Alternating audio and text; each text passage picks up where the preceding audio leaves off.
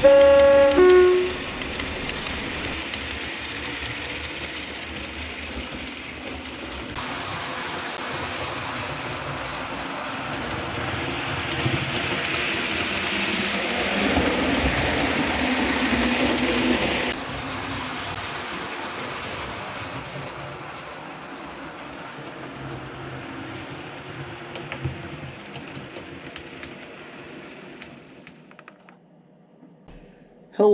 and welcome to another video from oorail.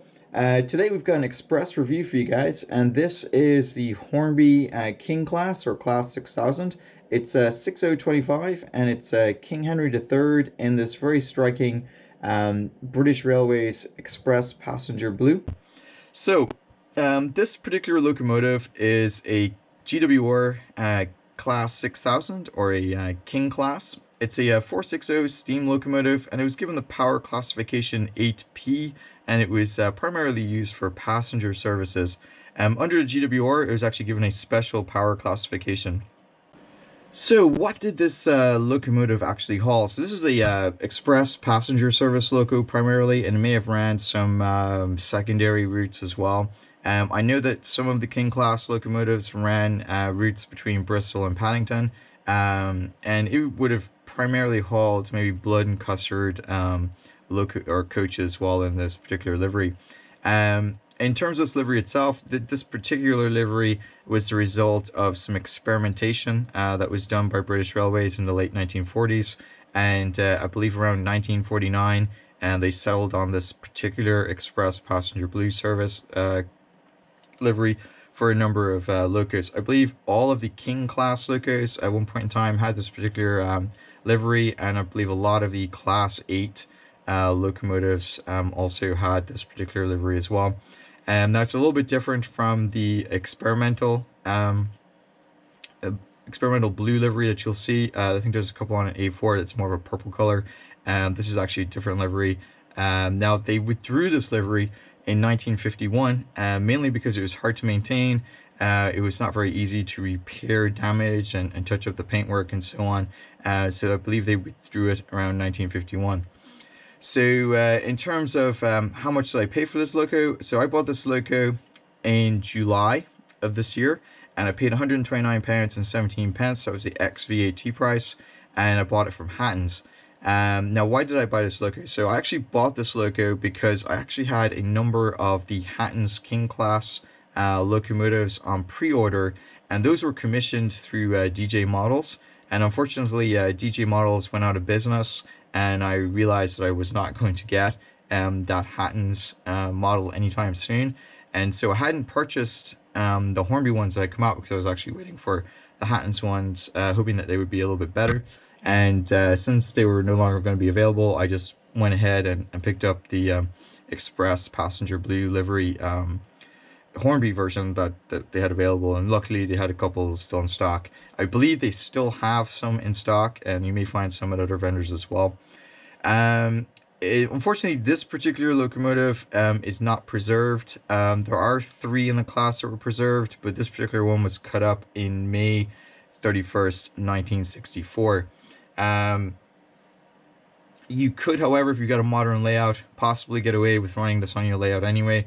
Obviously, you can run whatever you want in your layout, but if you want to be a little bit authentic, you could potentially still see these on rail, on special events and so on that are run by various rail tours and so on. They often, repaint and renumber locos in different variations just for different events, so that's still a possibility.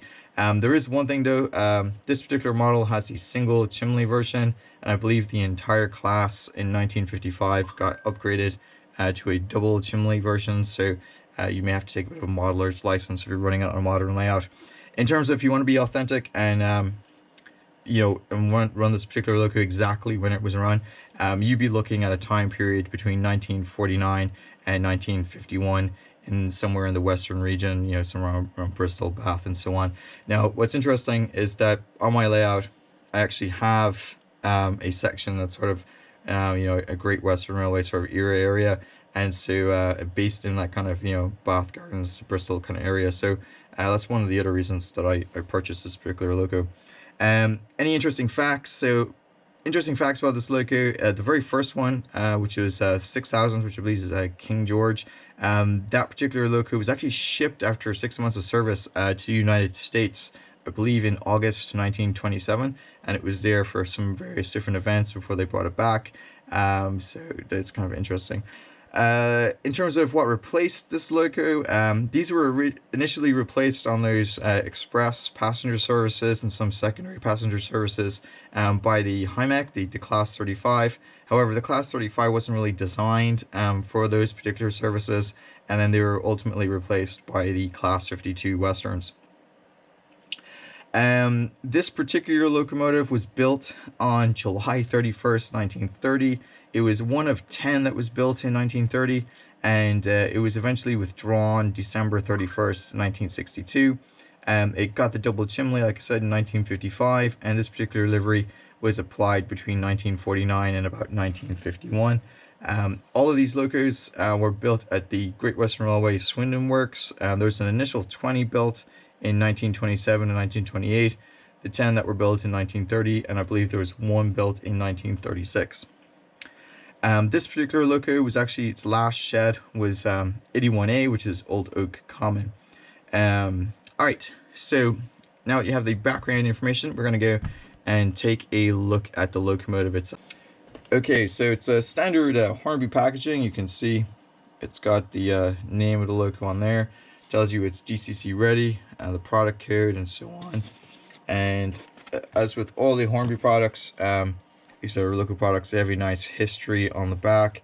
Tells you the power class, like I said, was AP, and there's a nice diagram as well here with various measurements and so on. So what we're going to do next is open it up. So I've never actually opened this, so we will find out. Hopefully nothing's broken. Otherwise I'll be doing repairs since it's been so long since I bought it. So I'm going to set the box lid aside, and so it's your standard box. You know, it's in this plastic block. So I typically just turn it upside down and hopefully it wants to come out. Sometimes it doesn't want to come out, possibly because it's been in the box for so long, in which case it needs a bit of a helping hand.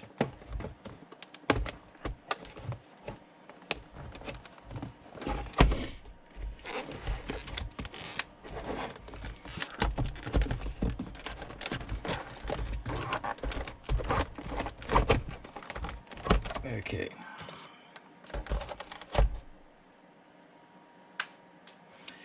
So, what we're going to do is just, we have the instructions. I'll take a quick look at those. It's a King Class. Let's see if it needs to be run in. Tells you it will run on second radius track. Tells you it uses about 0.2 to 0.4 amps. It's DCC ready. Track cleaning, motor, lubrication. Doesn't actually tell you if you need to run it in or not. Gives you all the accessory information. There's a close coupling and DCC socket. Does actually tell you what size DCC sockets you need. Contact your specialist for advice. So it doesn't look like it tells you what kind of pin it needs. I can always take it apart, I guess, and figure it out. Now it looks like it might be an 8-pin socket. Looking at that there, looks like it might be 8-pin. Alright, so we are going to go. It also recommends tool X6468 to remove the plug and socket from the tender. That's great. I probably don't have that. Alright, so anyway, let's go take a look at the loco itself.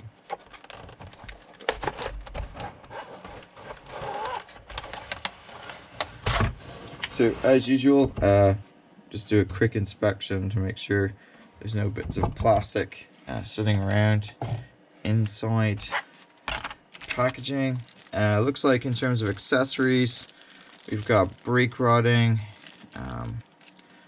the actual etched number plate for the side, and NEM coupling for the front probably, and some pipe work for the sides as well.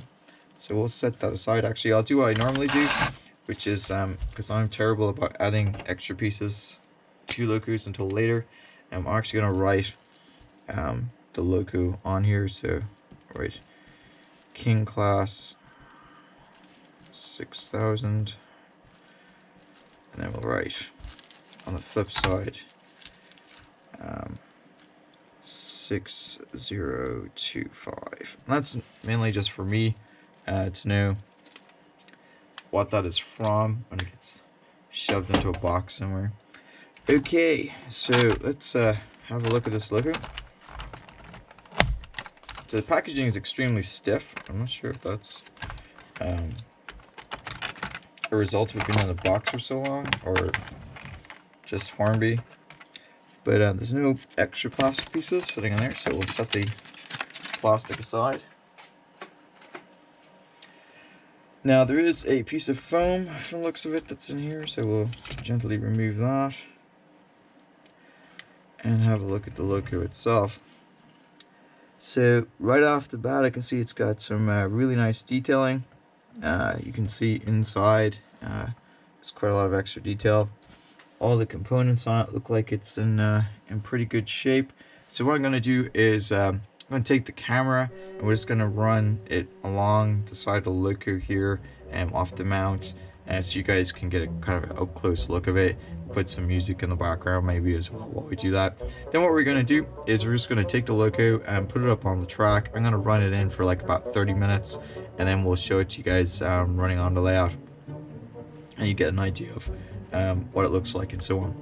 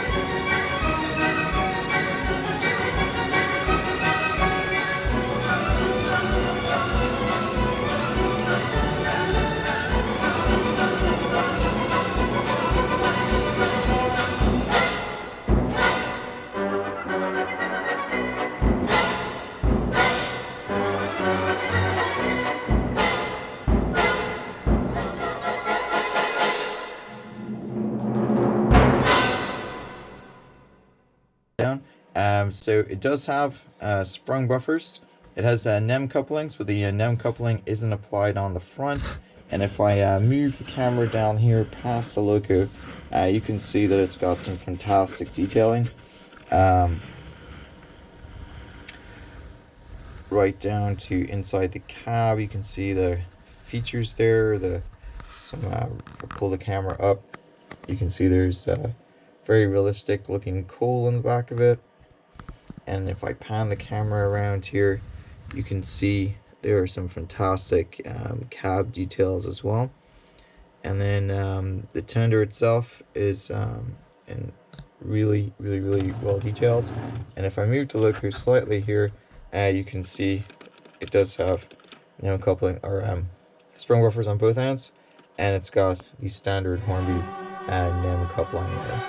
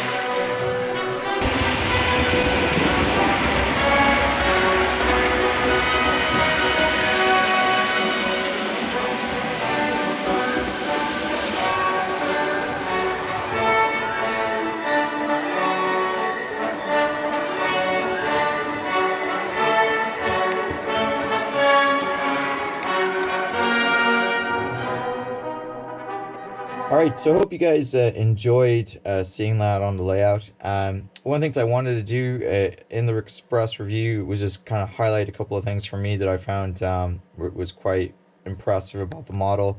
So aside from the obviously fantastic detailing that's on here, if you look inside here, you can see where they've done some of the internal detailing with some of the paintwork. The actual nameplate is actually very well done, and then you've got the nameplate here, or the number plate that you can replace. It's also got the details such as the axle load on the back. What's real impressive is the cab detailing. I found, you know, just looking at the loco there, you can see various different things inside the cab. Very, very cool. And that's just Hornby going the extra mile. And again, the tender and the livery and the whole thing just looks fantastic.